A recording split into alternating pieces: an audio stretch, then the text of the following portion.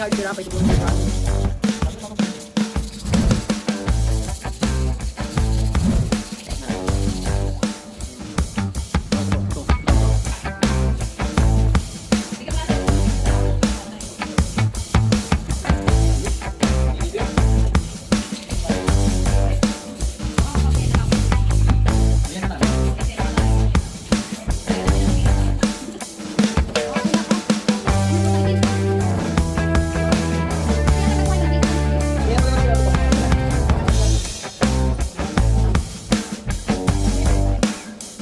Wala pang ano.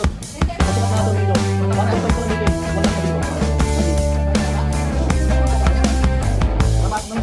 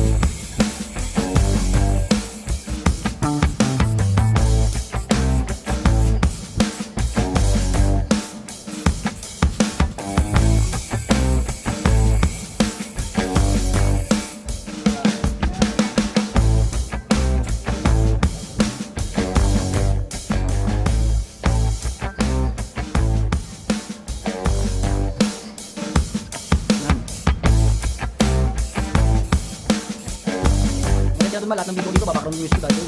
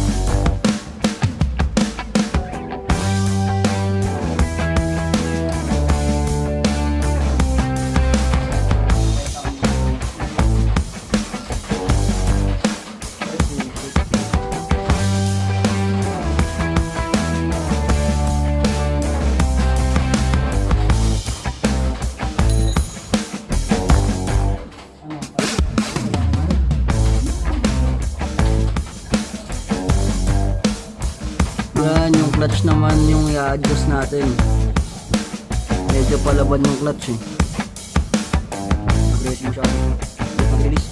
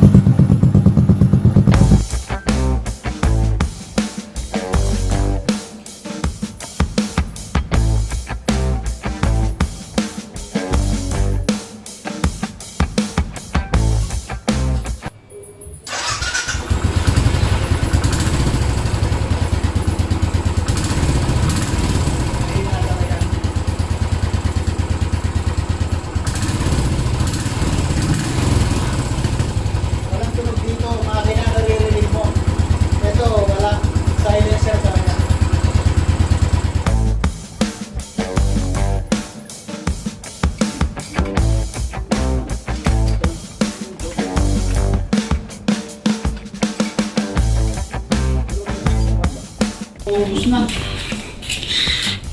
Yan mga tol, nilagyan natin ang bag dito sa harap. Tapos yung mga screw dito sa signal light, yan napalitan na natin. Kaso hindi pa rin tayo nakahanap ng ng stainless. Yung kabilaan yan meron. Tsaka sa likod, napalitan na rin. Dito, napakintab na natin ng metal polish. Yan. Tapos yun, nabalik na yung stock side mirror. Tinanggal natin yung bar and side mirror. Tanggal na yung mga ibang kalakalawang dyan.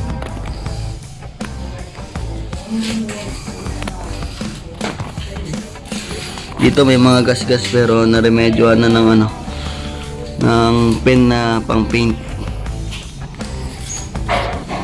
Yan yung sa likod, palta na ng mga tornilyo. Tapos dito sa may bandang plate,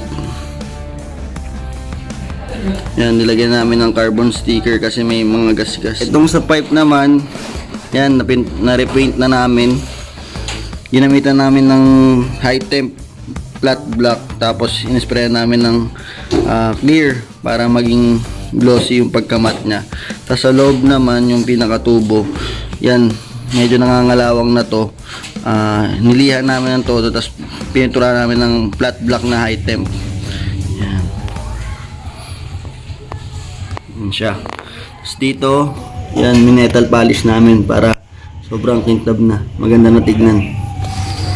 Tapos dito sa crash bar natin, yan, pininturahan na rin natin.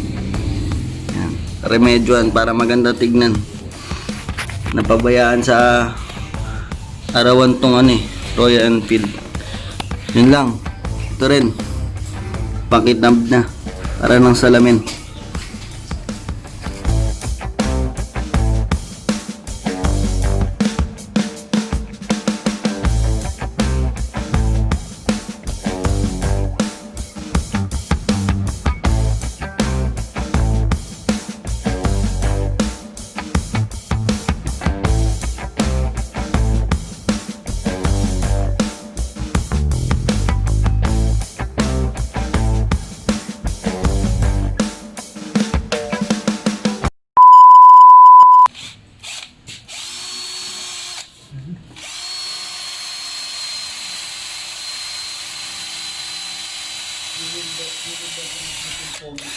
When you ride this, dista kayo yung fold sa ba? Parang ang neto eh.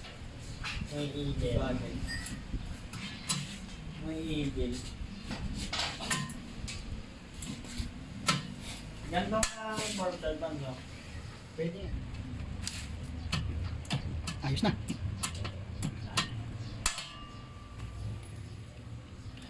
Ang ganda!